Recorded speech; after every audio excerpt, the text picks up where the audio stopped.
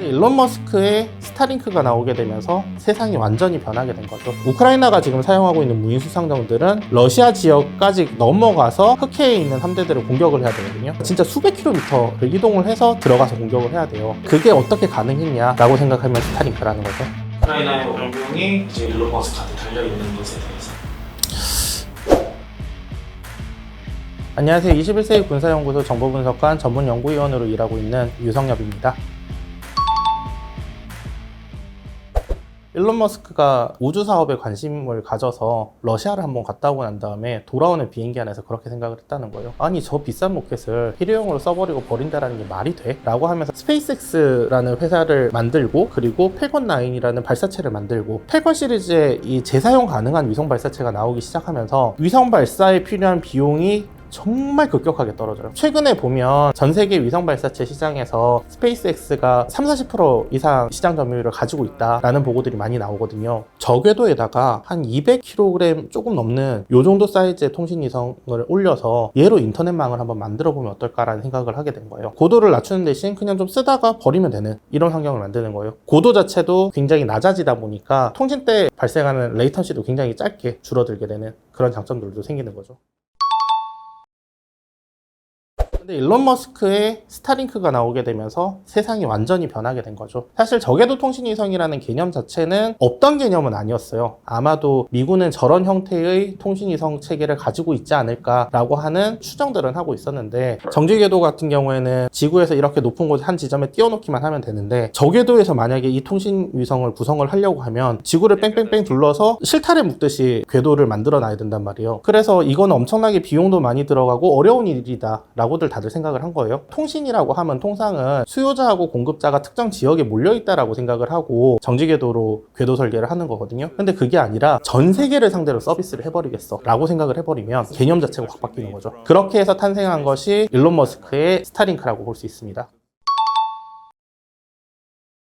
통신이 안 되는 군대는 작전을 지휘를 할 수가 없었을 테니, 우크라이나 러시아 전쟁이 개전한 초기에 보면 수도에서 얼마 떨어지지 않는 위치에 있던 부대들하고도 지휘부 사이에도 통신이 끊긴 적이 꽤 있었거든요. 그런 사례들을 놓고 보면 초기에 러시아가 우크라이나군을 상대로 통신시설을 공격했던 건 생각보다 효과가 있었습니다. 무너져가던 우크라이나군의 통신망을 재건할 수 있었던 중심축에는 분명히 스타링크가 있었거든요. 개전하고 며칠 되지도 않아서 스타링크가 필요하다라는 판단이 들자마자 우크라이나 요청을 했고, 미국하고 나토 쪽에서는 항공기까지 띄워서 바로 보내줬어요. 그만큼 중요했던 거예요. 각 지역에서 벌어지고 있는 상황들이 지휘부로 바로 보고가 될 수 있는 구조를 가지고 있었고, 그렇기 때문에 효과적인 반격 작전을 구상을 할 수 있었던 거죠.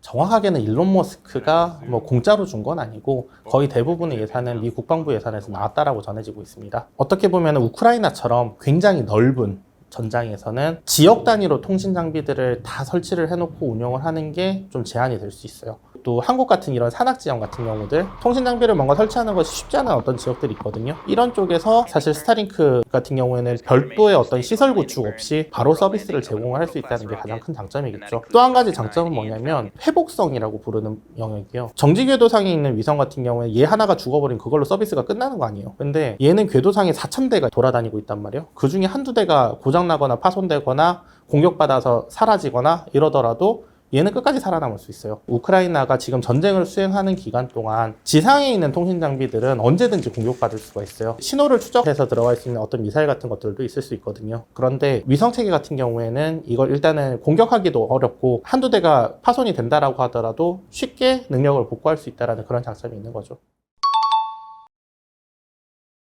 스타링크 서비스 자체는 전 지구적인 서비스입니다. 그러니까 전 세계 어디서든, 사실 규제만 없다면 어디서든 사용을 할 수 있는 서비스라고 볼 수 있거든요.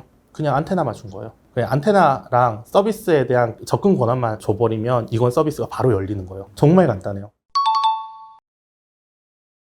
최근에 정박해 있는 러시아의 해군 함정들이 무인 수상정 같은 것들에 자폭 공격을 받아서 파괴가 되는 이런 영상들이 종종 올라와요. 그게 어떻게 가능할까를 한번 생각을 해봐야죠. 통상적인 통신은 지구 공면 효과 영향을 받습니다. 거리가 멀어지면 지구라는 벽에 막혀서 이제 더 이상 통신을 할 수 없는 구간들이 생겨요. 안테나의 높이가 얼마나 높냐에 따라 좀 달라지긴 하는데 보통 60km 정도를 넘어서게 되면 거의 대부분의 거리 제한에 걸린다라고 볼 수 있거든요. 그런데 무인수상정 같은 경우에는 바다에 붙어 있는 거잖아요. 해발고도, 그러니까 안테나의 높이가 고도가 0이란 말이에요. 가장 조건이 안 좋은 조건이에요. 우크라이나가 지금 사용하고 있는 무인수상정들은 러시아 지역까지 넘어가서 흑해에 있는 함대들을 공격을 해야 되거든요. 진짜 수백 킬로미터를 이동을 해서 들어가서 공격을 해야 돼요. 그게 어떻게 가능했냐라고 생각하면 스타링크라는 거죠. 스타링크는 지구 궤도에 전부 다 이렇게 걸려 있으니까 지휘소에서 이쪽으로 신호를 주고 위성 간에 이렇게 신호를 넘겨서 바로 무인수상정으로 업다운링크를 걸어버릴 수가 있단 말이에요.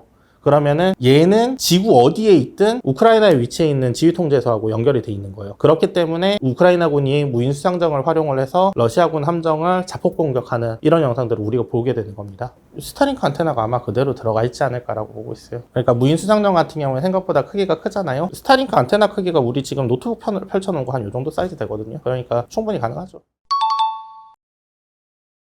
만약에 스타링크에 들어가는 안테나 크기가 지금보다 좀 더 작아지고 드론의 크기를 조금 더 키운다 라고 한다면 그것도 가능해요. 그거보다는 좀 더 효과적인 방법이 아직까지는 와이파이 신호 자체를 좀 증폭을 해서 신호를 송수신할 수 있는 통달거리 자체를 늘리는 형태로 그렇게 조금 더 쓰고 있는 건데, 지금 장거리 공격에 사용되는 이런 드론들은 GPS-의 지원을 받아서 좌표를 중심으로 이동해서 타격을 하는 체계들도 생각보다 많이 있고, 얼마나 먼 미래일지 모르겠지만 그 미래에 통신위성이 적에도 아주 빽빽하게 이렇게 붙어 있고 정말 드론에도 들어갈 만한 사이즈로 모듈이 소형화된다면 그럼 가능할 수 있겠죠.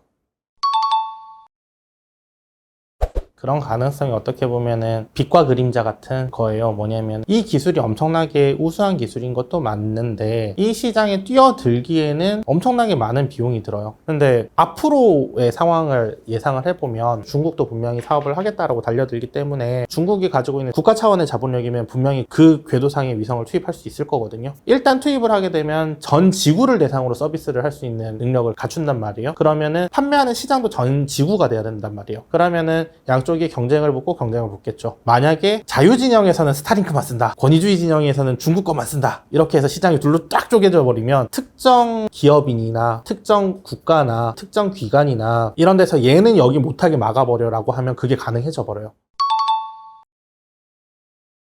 우크라이나의 운명이 일론 머스크한테 달려있던 시기도 있었죠. 그건 제가 판단하기에는 아마도 전쟁 초기 굉장히 혼란스러웠던 그 상황에서, 특히나 인지전 활동이 굉장히 양쪽이 치열하게 벌어지고 있던 그 상황에서 우크라이나의 지도부가 건재하고 있고 우크라이나의 지도부가 수도를 지키고 있고 그들은 빠져나가지 않을 것이고 전 세계의 정의로운 국가들이 우리를 좀 도와주세요라고 하는 메시지를 계속 내고 있을 때, 그때 통신이 끊기지 않을 수 있도록 도와줬던 부분, 이거는 사실 굉장히 큰 도움이라고 저는 생각을 하거든요. 그리고 그 이후에 전쟁이 지속되는 기간에도 분명히 전략제대하고 작전제대 그리고 전술제대 사이에 통신에 있어서 이게 만약에 끊긴다던가 하는 이런 부분들이 생겼을 때 스타링크가 굉장히 큰 역할을 해줬을 거예요. 다만 이제 스타링크가 있고 없고에 따라서 전쟁이 향방이 바뀌는 그 시기는 분명히 지난 것 같아요. 이제는 어느 정도 안정이 됐고 스타링크가 없더라도 대체할 수 있는 수단이나 방법들에 대해서도 어느 정도 학습이 되고 있고 이런 상황이라고 봅니다.